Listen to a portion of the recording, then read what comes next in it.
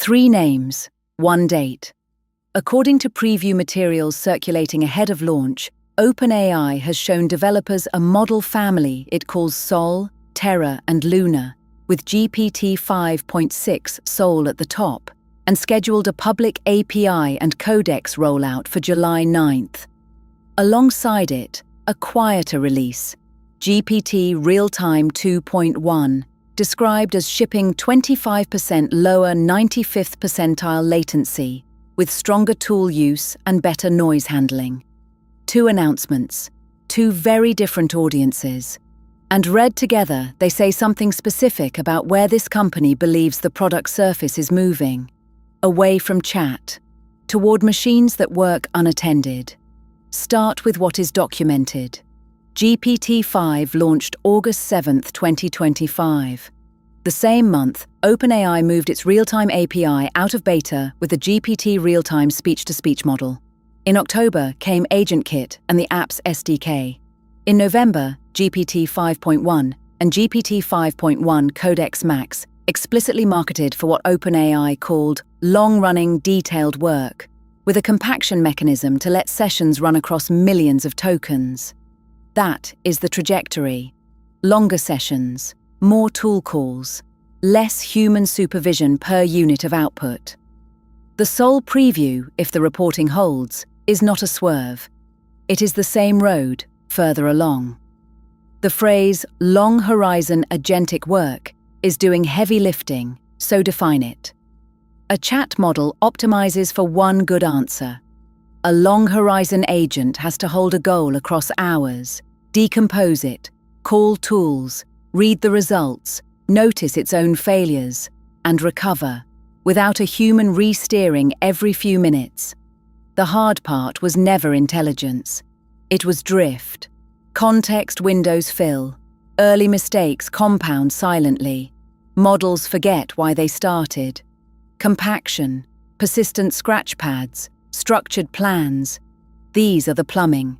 Sol is reportedly built around them rather than bolted onto them. That distinction matters more than any benchmark number. 2 controls are said to be new, a maximum setting on reasoning effort and something described as ultra mode. Reasoning effort is already a real API parameter. OpenAI added a none tier with GPT 5.1 for latency-sensitive work. Pushing the other end of that dial is the logical next move, and it is a business decision as much as a technical one. Because effort is money. A max tier means builders explicitly choosing to spend more compute per task, at higher latency, for higher reliability. That is a pricing lever aimed squarely at workloads where a wrong answer costs more than the tokens. Terra and Luna are the least verified part of this. No public specification has been confirmed, but the structure is familiar. Every frontier lab has converged on the same shape: a flagship for hard reasoning, a mid-tier workhorse, and a small fast model for high-volume calls. OpenAI has shipped mini and nano variants repeatedly. If Sol is the apex, Terra and Luna most plausibly occupy the cost and latency floors beneath it. Why it matters: production agents are not one model. They are routing layers. Cheap models triage, expensive models adjudicate. A named family makes that architecture the default rather than a workaround. Now the update almost nobody will lead with.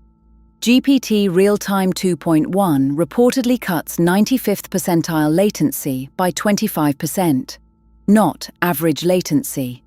The tail. That choice of metric is the tell. In voice interfaces, users do not experience your average. They experience the worst pauses. The moment the system hesitates, the caller starts talking over it, turn detection collapses, and the conversation breaks. Speech-to-speech models like GPT Real-Time removed the old transcribe then generate pipeline precisely to kill that delay. Compressing the tail is the next frontier. Voice UX lives or dies in the 95th percentile. Someone at OpenAI clearly knows that. The other two claims are quieter and arguably more consequential. Stronger tool use inside a voice session means the model can look something up, book something, or write to a system of record mid-conversation without dropping the thread. That is the difference between a voice demo and a voice product.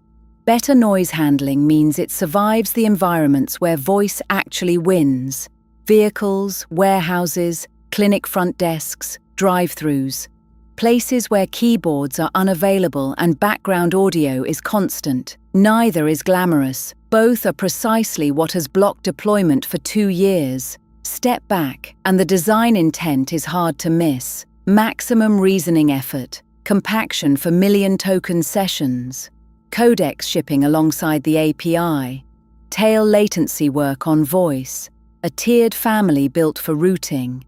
None of that optimizes for a person typing a question. All of it optimizes for software running software.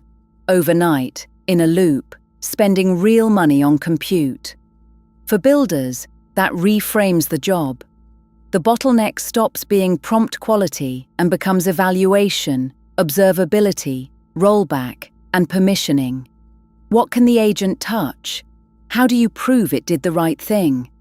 Those are governance questions, not model questions. A necessary caveat. As of this recording, the Sol, Terra, and Luna names, the GPT-5.6 designation, and the July 9 date rest on preview reporting, not on a published OpenAI model card, pricing page, or documentation entry. Treat them as unconfirmed. The verification path is straightforward. On launch, model IDs appear in the platform documentation. Pricing appears per million tokens. Reasoning effort values are enumerated. The real-time changelog states its own latency claims. Until then, the signal worth holding is the direction, not the version number.